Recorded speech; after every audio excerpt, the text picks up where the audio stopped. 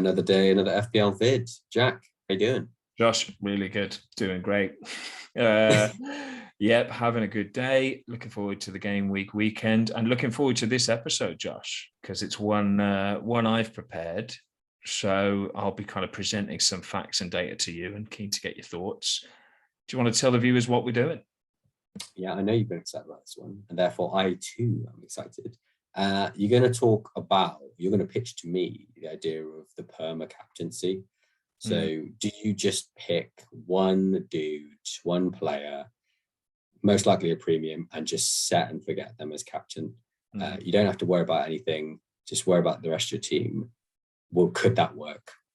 Yeah, that's right, Josh. So the idea is, are you better off just sticking the armband on the best player in the game, who you deem it to be, and just forgetting about it and just letting them go throughout the whole season and just worrying about other things in your team and letting that captaincy sort of do its thing?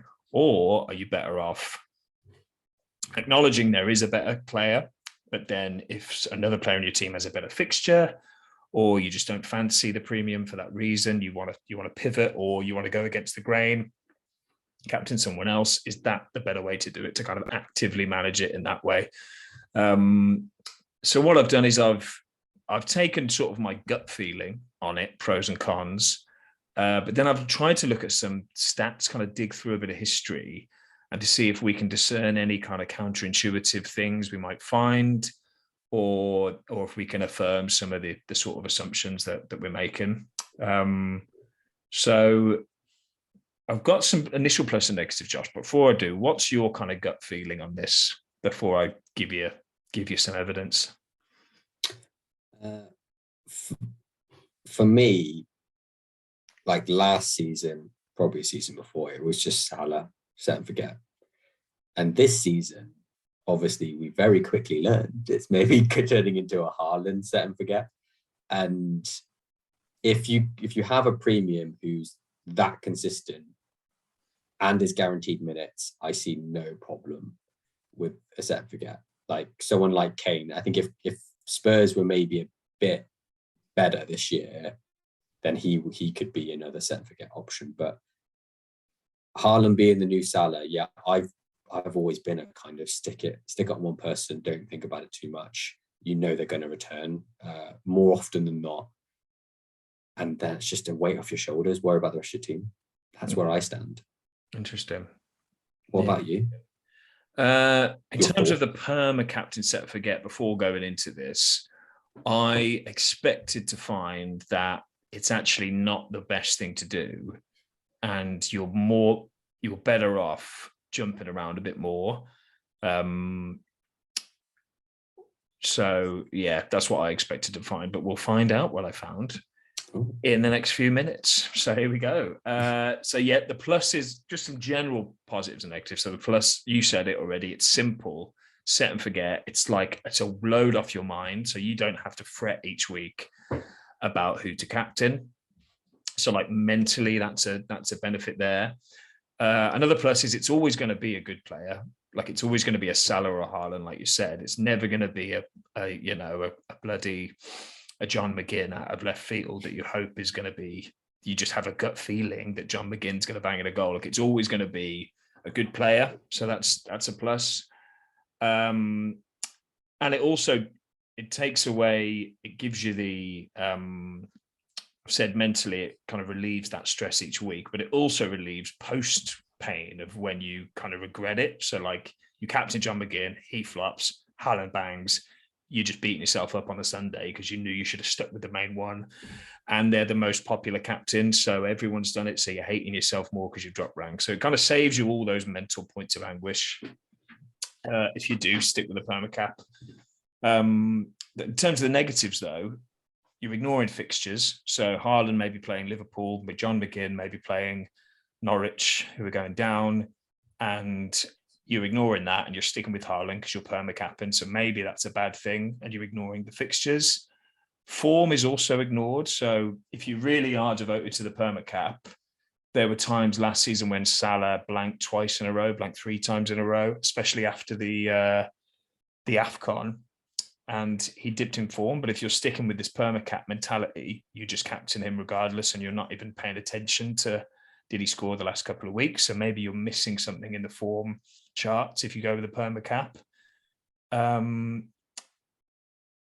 And other players are ignored, other good opportunities are ignored. So Kane might score 5 back-to-back hat-tricks, but you're sticking with the Salah perma-cap because that was your mentality, and there's no pivoting from that. So yeah, so there's some negatives.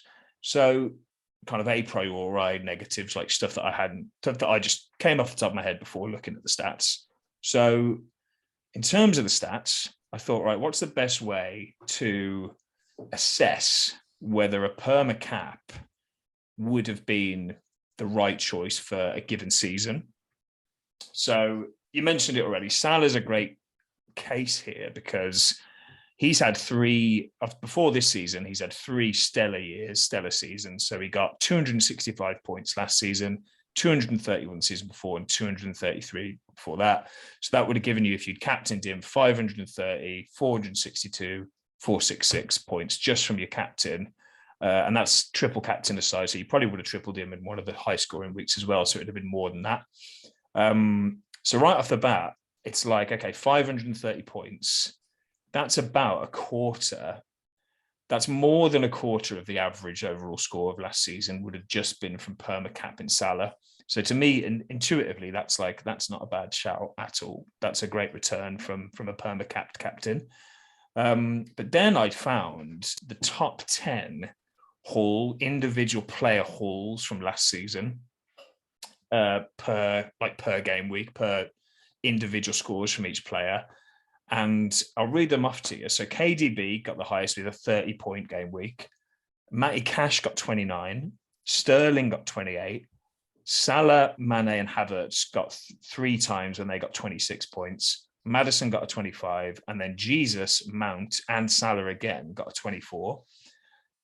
So those are the biggest hauls. So if you'd perma-cap Salah, you would have missed 8 out of 10 of the biggest hauls. That's like a fact. So what you can discern from that is perma-capping the player obviously isn't the optimal way of getting the most captain points, right? Because if you to get the most captain points, you'd have captain KDB when he got the 30, Cash on the 29, etc., etc., etc. But obviously, that's insane to expect anyone to predict those scores. So in the realm of reality, it's very unreasonable to say, well, all you do is captain KDB when he gets 30 and Cash when he gets 29. It's simple. Forget Salah. Borrow that crystal ball. Exactly. It's crystal ball. It's like betting on the roulette table, that, isn't it? Rather than the actual number. Yeah. Oh, came up again. I mean, if all of those hauls had come against Norwich, then it's a different story. But they weren't. So that's that. And so far this year, Haaland has returned 10 out of 11 times, and he has 2 of the highest scores for this week. So if you're looking at perma-cap this season, it would have been Haaland, as you said. So it's twofold in those initial set of stats. It's like, if you'd captain Salah every game week last year, you'd have got a great haul return from him across the season, 530 points. Amazing. And also, actually, you'd have caught 2 of the top 10 highest scores across the year because he was the only player, he's the only player that featured in that list twice, whereas all of the others featured once. So if you'd perma-capped Maddison, he'd have only got you that 25 and probably fuck all elsewhere. So that's that. So what do you make of that first initial batch, Josh, before I tell you what I did next?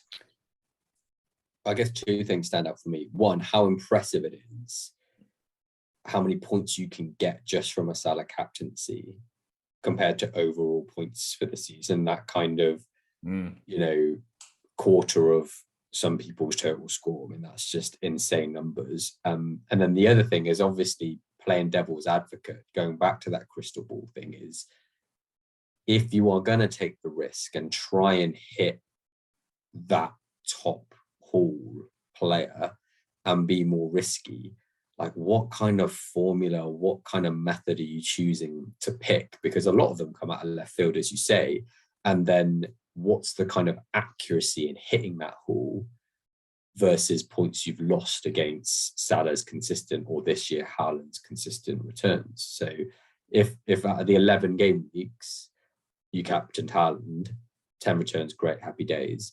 But if you've gone, I'm just going to try and pick someone else every game week, how many times would you have actually hit the nail on the head for someone even in the top 5 hauls for that game week? Like once, twice? Exactly. And then the total versus that is, it's give me the formula. What's the, like, how are you picking these other players? That's exactly. No one knows.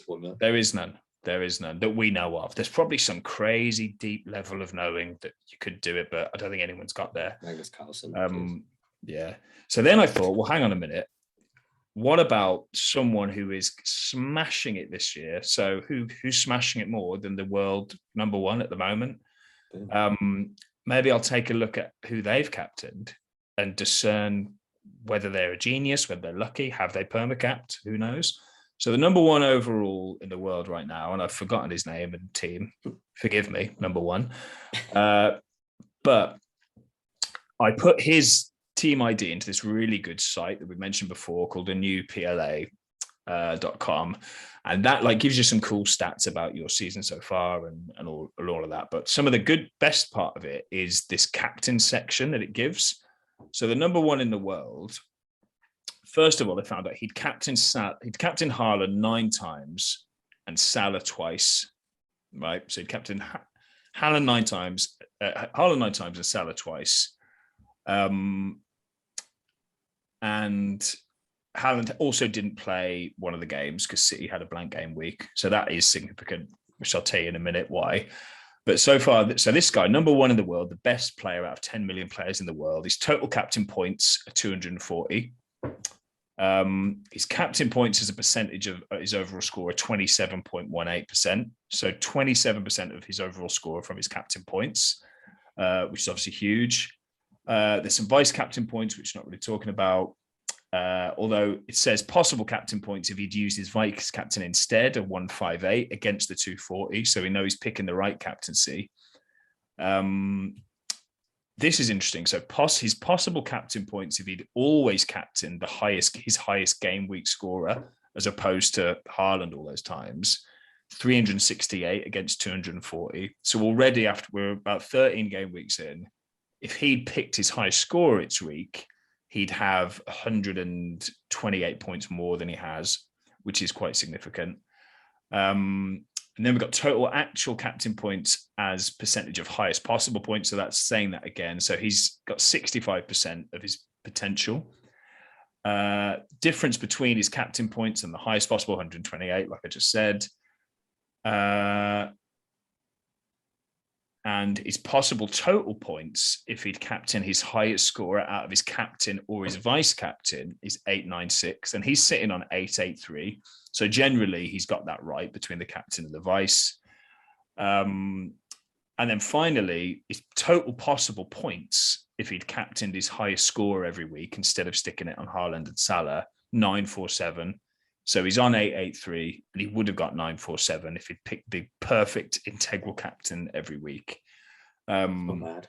So he's obviously smashing it, as we know.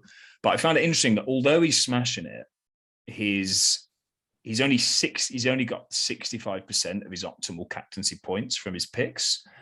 So initially when I thought, oh well, is that good? Is that bad? I don't know. But then I realized that, so he's the best player in the game. His total captain points are 240. Haaland so far alone as a player has 117 points. So if you double that, that's 234. So that's 6 points less than this guy's overall of 240. And remember, Haaland has played 1 game less. So if you extrapolate that 240 for 11 games instead of 12, number one in the world has got 220 captain points instead of the 234 that Haaland has. So the best player in the world at the moment, overall ranked number one, would have been better off perma-capping Haaland instead of deviating those 2 times he did. So I found that amazing because it says that no matter how good you are, just perma-cap the best player. Like forget messing around with it. Just if you just stick it on Haaland, then you'll be laughing. And I also put my team through this ringer, and I'm doing a lot worse than number 1 in the world. So I'm 1 point. God, I don't even know at the moment. 1 point something in mils, 1.3 mil in the world. So having a relative mare compared to this guy. And again, my total captain points are 190. So if I just stuck it on Haaland, I'd have 234 of those captain points. And that's, many, many ranks higher than I am. I neglected to bring Haaland in, incidentally, but we won't talk about that till like game week 5. Looking crazy. So I found that so interesting. Like the best player in the world. Think of all the luck he must have had to get there. He still would have been better off perma-capping and setting and forgetting Haaland, it's pretty wild to me. And interestingly, I was like, right, I just need to find someone who has perma-capped Haaland since game week 1. And I couldn't find anyone. Everyone in the top 20 overall at some point deviated from that to their detriment. So a few of them captained Salah a couple of weeks. Number 2 in the world captain Gundogan 1 week, who got 3 points when Haaland got like 19, but he's still second in the world. And yeah, it was surprisingly difficult to find an active manager that had just done the perma-cap. So that was interesting as well. So it shows that like, even if you're an amazing FPL player, just resist, just thinking a bit better than the form is saying is just a human trait in us all, So yeah, what do you make of all that? Yeah, it's compelling stuff. Although the thing that keeps on coming up in the back of my mind is, maybe have we seen any player who's been as consistent as Haaland and had as high a ceiling as Haaland? He scored 2 hat-tricks already, isn't he, in the Prem? At least 2? Maybe 3, more, 2? Isn't he? He's got 3. 3, sorry. Yeah. So I guess what I'd say is, if you took Haaland out of the game, I know you can't do the stats of this because the captaincy for it or whatever, but maybe the season before, Salah was the equivalent, but you get a lot more variability, isn't there? Because of his consistency, I guess it's so obvious that you should perma-captain this season, Haaland. Now, well, especially now, but just because how consistent he's been doing it. But if he got injured tomorrow, and actually he's got this foot injury, whether he's going to play, how long he's out for. If he got injured for tomorrow, it would be interesting to see in the next 10 game weeks what a perma-captaincy would look in terms of returns and your efficiency, because I don't think it will be anywhere near as close or as kind of detrimental to not perma-captain any particular player. That's what stands out for me. What we need is the overall finish of last season and compare that to a Salah perma-cap last season. But we don't have that. So sorry, watchers, this is the best you're going to get. So yeah, you're right. We said Salah had a stellar season last year, 530 points if you captained him every game. Haaland is on for 760 points if he carries this rate up. So you're right, it would be a freak anomaly and just obvious that you should perma-captain him. So you're totally right. But nevertheless, I do think it's like, and kind of anecdotally, I definitely remember more times in the past where I've gone against the kind of perma-cap option or the most popular option, mostly Salah, and it's burned me. Like I remember that pain a lot more than the times I was like, I'll captain Trossard this week. Fuck all the Salah captainers. Oh, it paid off, because it very rarely does pay off, does it? So yeah, so there it is. Those are the stats I got out. So I had some final thoughts based on this. I think I've covered everything I want to say. Other than that, the only other point was we also did, like over a year ago, we did a video on form versus fixtures, didn't we? And with the conclusion of that video, it's worth a watch, guys, worth the hour and 30-minute watch. But the conclusion was that for defenders, fixtures matter, but for attackers, form is what matters over the fixtures. And so if that is true, then that also lends credency to the perma-captaincy, because it's probably always going to be an attacking player. So you wouldn't need to worry about the fixtures if that is also true. Yeah, so that was my other kind of final point. But the premiums as well, they weirdly have some, I don't have stats to back up, but like people like Salah, they still seem to do it in big games. And in fact, that tends to be when generally the premiums play for like a good team. And when they come up against another good team, you don't get like 11 players just sat behind the ball. No. So they tend to have a little bit more space and some opportunities to actually play, don't they? So exactly, like Salah seems to score against City a lot, doesn't he? Like yeah, which is crazy. It shouldn't be the case with their like XGA and stuff, but it's not the way it turns out when sometimes when you get those two teams come head to head. Yeah, quite right. So Josh, my final thoughts on this are, there's a couple of points, and then you can tell me what you think. So it's theoretically possible, of course, to beat the set and forget every week, but impossible to predict who will get the biggest haul in any given game week. So those Matty Cashes and KDBs. Set and forgetting the best player in the game seems to be more than viable, but it's if you pick the right guy. So I thought of this after I finished. It was like, we can all say, yes, a Haaland set and forget is great, but if we'd really stuck to the set and forget philosophy, most of us would have set and forget Salah from game week 1 because he was the hot player last season. So if we'd done that, Haaland would be destroying us now, and pivoting and therefore going against the set and forget would be the right move. So yeah, that's one thing. We're saying set and forget is the way, but at what point do you pick the set and forget? Is it after game week 3? Is it after game week 6? Like it's kind of up in the air. Third point is, you're not the best, like one self is not the best predictor of a given week score. It's like stock picking. So don't play the market, go for the index fund of set and forget. So that's like saying everyone on the stock market thinks they can beat the market, can beat the index, beat 7% a year. But the reality is you can't, you're not that good, even if you think you are. So you're better off buying the index fund, being boring, captaining the most popular captain, set and forget, whatever. No actively managed fund. No actively managed fund. The cost is too high. And yeah, attacking play is all about form, so fixtures are relevant. We mentioned that. And then another point I put is, it's rare there's ever more than one standout per season. So I was thinking about this, and it's always like, I find it weird how it really is like a pyramid with one player at the top most seasons. Like it's been Salah for years, seems to be Haaland this year. But if Salah was smashing it like he was last year, and we had Haaland this year, then it would be interesting. But it never seems to be that there's like 2 or 3 options for captaincy. There's always seems to be that one best option and then a couple of good ones like Kane or whoever this year. But Haaland is the clear obvious. Am I right in that? Like, I can't remember a year where it's like been split down the middle. It's like you either go with this guy or this guy. Yeah, was it like when Salah shared it with Aubameyang, wasn't it, that year? But yeah, then, and Mane actually didn't even. And Mane, but then Salah still had like better assist points, and he was just still better overall. Yeah, and because in fantasy he was going to get more points for a goal than Aubameyang, so yeah, it was always fantasy wise. Even then, he was the option. Yeah, and Mane was always second fiddle to him, no matter how good he was.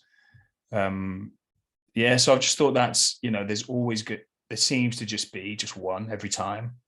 So if Haaland gets injured, say, it'll be really interesting, I think, because suddenly it's that the captaincy's wide open then, but it never seems to fucking happen. And yeah, the final point based on that data, it's like, it seems even the best players can't resist toggling captains now and then, but we've seen if they'd stuck with a favourite each week, they'd be out ahead even from where they are. But yeah, you're right. But your point about that's a very narrow set of data I've got there is a really valid one. And it's a one that has Haaland in, who is an anomaly so far. So you're right. I think looking into the data, if it was available, it would be fascinating to see how many captain points the overall number one got last year compared to Salah's points. Yeah, so maybe I'll follow that up some stage. Who knows? We are spoiled this year with Haaland, aren't we, basically? Yeah, and some would say it's spoiled the game because it's just like go against him at your absolute peril, and that's exactly what I did at the start of the season, and that's why I'm having an absolute mare. Yeah, he's been unbelievable, unreal. See if he keeps it up. Yeah, they're my final thoughts, Josh. I think overall it's made me more in favour of the obvious pick or the perma-cap than deviating. But what do you think?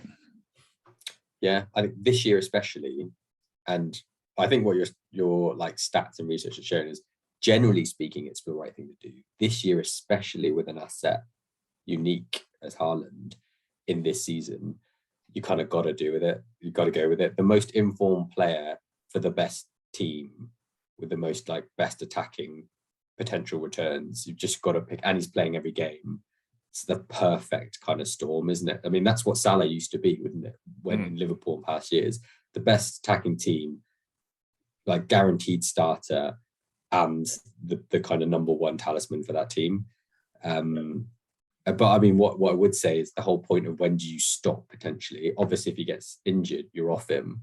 But if he was to blank, I would say like 4 game weeks. I think that's how far I'd go. 4. I think 4 would be a stretch for most, but yeah, 2. I think it's like, hello, what's going on? I still think it'd be tough. And the main reason is because I don't think, like you said, because Salah's dropped off. Like if Salah was still doing well, even if Haaland had outscored him, I think a lot of people would be still perma-captaining Salah just because of past seasons. And even with Liverpool not playing so well, it's just so easy to be like, I trust in Salah, done. But the fact that he's dropped off, everyone's just gone to Haaland, haven't they? So if he was to find form, or Kane, for example, was to find crazy form and Spurs became amazing, then it would split it, I think. Yeah. But the perma-captaincy is the safest bet. And it is the boring thing, but it is the index fund. Yeah, it is. Good. Okay, that's all I've got to say, Josh. That's it. Good findings. Yeah, good findings again. Well, thanks for watching. Like, subscribe, and share the video with your friends. So yeah, please do. And check out the other vids as well. Please do. Yeah, loads of good stuff in there. Dive in. Thanks, Josh. See you soon. Cheers, Jack. Next time.